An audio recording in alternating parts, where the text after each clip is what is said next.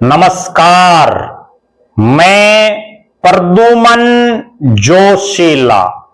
आज का ये वीडियो बहुत ही महत्वपूर्ण है, राजनीतिक तौर पर इतना महत्वपूर्ण। आज हम विश्लेषण करेंगे हरियाणा के मुख्यमंत्री नायब सिंह सैनी की दादरी में हुई रैली का।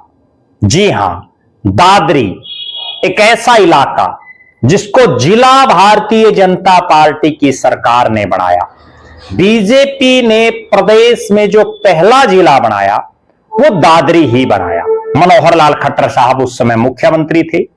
उसी दादरी में 11 तारीख को यानी 11 अप्रैल के दिन यहां के स्थानीय विधायक सुनील सांगवान द्वारा दादरी विकसित रैली का आयोजन किया गया। इस रैली की तैयारियों को लेकर के बहुत लंबे समय से सुनील सांगवान और उनके साथी लगे हुए थे। मुख्यमंत्री रैली में आए, लेकिन रैली के संदर्भ में ऐसी ऐसी बातें निकल करके आई जिससे यह स्पष्ट हो गया कि ये रैली मूल बीजेपी वाले इस रैली में खुडे लाइन रहे। ज्यादातर रैली में मंच हो, उस पर भी ज्यादातर दल बदलू और ऐसे लोग जो राजनीतिक मौका प्रस्त हों, उनकी भरमार रही। जी हां, दादरी की ये रैली 11 अप्रैल को जो हुई, सुनील सांगवान द्वारा जो करवाई गई, मुख्यमंत्री नायब सिंह सैनी के साथ मंच पर प्रदेश की सरकार की कैबिनेट मंत्री श्रुति चौधरी हो, चाहे वो भी दल बदलू, भिवानी के सांसद भिवानी महेंद्रगढ़ के चौधरी धर्मवीर सिंह हो, वो भी दल बदलू, बहुत से विधायक जो मंच पर दिखाई दे रहे थे उनमें से भी ज्यादातर दल बदलू, और मंच पर जो लोग दिखाई दे रहे थे उनमें से भी बहुत लोग राजनीतिक तौर पर मौका प्रस्त और दल बदलू ज्यादा दिखाई दिए। जबकि जो मूल भाजपाई हैं, जो बीजेपी कैडर के लोग हैं, वो न मंच पर बड़ी तादाद में दिखे और ना ही मंच के नीचे। 3 बड़े चेहरे दादरी के, जो वर्तमान जिला प्रधान से पहले 3 जिला प्रधान, जिनमें आरएसएस में जिन्होंने बहुत लंबा समय बिताया और दादरी के जिला प्रधान रहे रामकिशन शर्मा एडवोकेट हों, वो भी नहीं दिखे। दादरी में बड़े लंबे समय से राजनीतिक तौर पर जिन्होंने मेहनत की, जिन्होंने भारतीय जनता पार्टी को मजबूत करने का काम किया इस इलाके में, यहां से जिला प्रधान रही और वर्तमान में गोहाना की जिला प्रभारी डॉक्टर किरण कलकल मंच पर नहीं दिखाई दी। डॉक्टर किरण कलकल से पहले यहां के जिला प्रधान रहे सतेंद्र परमार, जो फिलहाल रोहतक के प्रभारी हैं, जिला प्रभारी, वो भी नहीं दिखे। ये 3 तो पूर्व जिला प्रधानों का जिक्र मैं कर रहा हूं।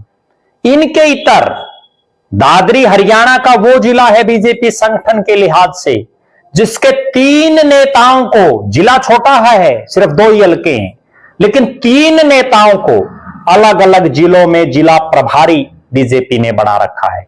डॉक्टर किरण कलकल गोहाना की जिला प्रभारी, सतेंद्र परमार दादरी से जो टिकट भी मांग रहे थे वो रोहतक के जिला प्रभारी, और सुनीता डांगी जो प्रदेश के उपाध्यक्ष हैं वो हांसी की जिला प्रभारी, वो भी मंच पर नहीं दिखी। और मेरे पास जो सूचना है, बीजेपी के वरिष्ठ जो नेता हैं उनसे भी मेरी बात हुई है, जिन्होंने ये बताया कि उनको बुलाया ही नहीं गया विधायक महोदय की तरफ से, रैली के आयोजक की तरफ से। कितनी बड़ी बात है। एक ऐसा शख्स जिनके पिता सतपाल सांगवान,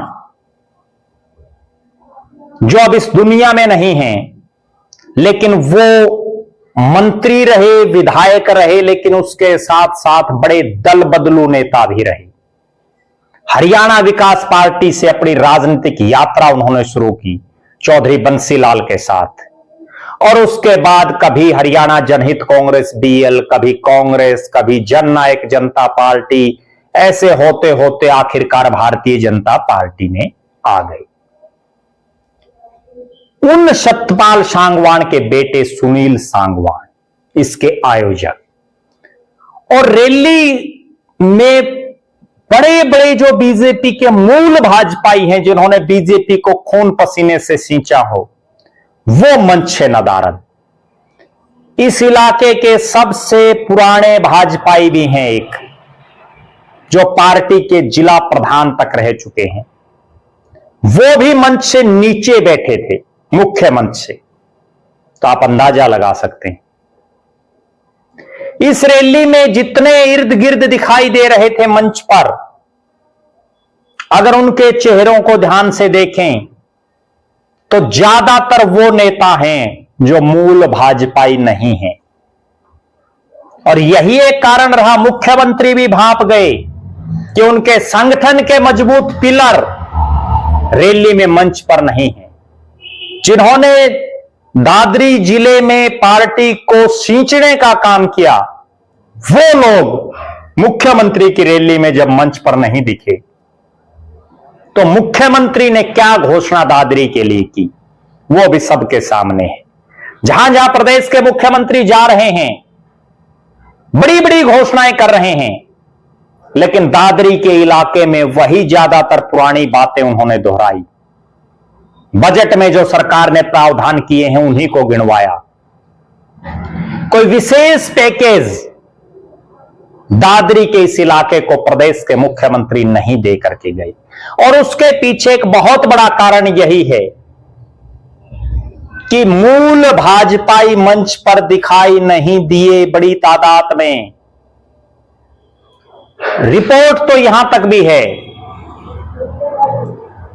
कि मुख्यमंत्री का कुछ एक जगह चाय पानी का कार्यक्रम भी रखा गया था, जहां मुख्यमंत्री नहीं गए।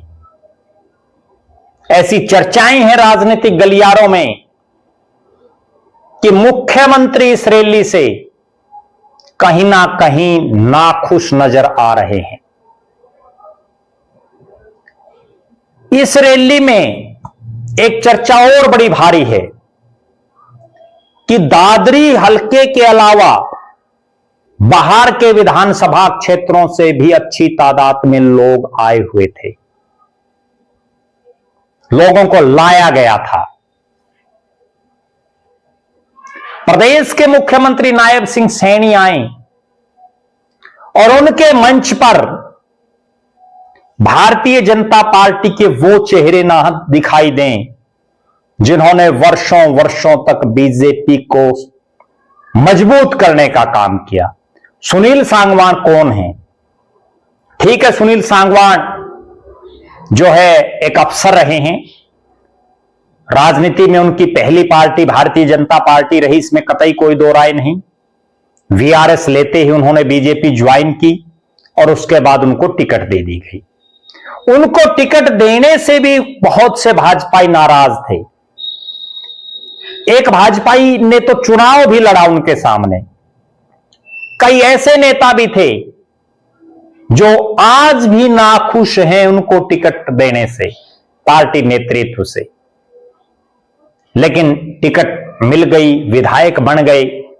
उसके बावजूद दादरी में वो गुटबाजी को खत्म नहीं कर पा रहे, बल्कि और ज्यादा आपस में जो है डिवाइडेशन चल रहा है मूल भाजपाइयों में और सुनील सांगवान के साथ जो भाजपाई बने उनमें। यही एक कारण रहा कि मूल भाजपाई बड़ी भारी तादाद में जो मुख्यमंत्री की रैलियों में होते हैं वो नहीं दिखाई दिए। हालांकि पार्टी के वर्तमान जिला प्रधान थे मंच पर, जिला महामंत्री थे, जिले की टीम के कई सदस्य थे, लेकिन जो वर्तमान जिला प्रधान हैं वो भी मूल भाजपाई नहीं है। वो भी चौधरी धर्मवीर सिंह जो भिवानी महेंद्रगढ़ से सांसद हैं, उनके नजदीकी रहे हैं, आज भी उनके नजदीकी हैं। और जब उनको जिला प्रधान बनाया गया था तब भी तरह तरह के सवाल उठे थे। सुनील सांगवान ने अपने भाषण में कुछ एक ऐसी बातें कही जिन्होंने भारतीय जनता पार्टी की ही सरकार जो बनी उसकी पोल खोल करके रख दी कि बीजेपी की सरकार अपने कामों के दम पर नहीं बनी।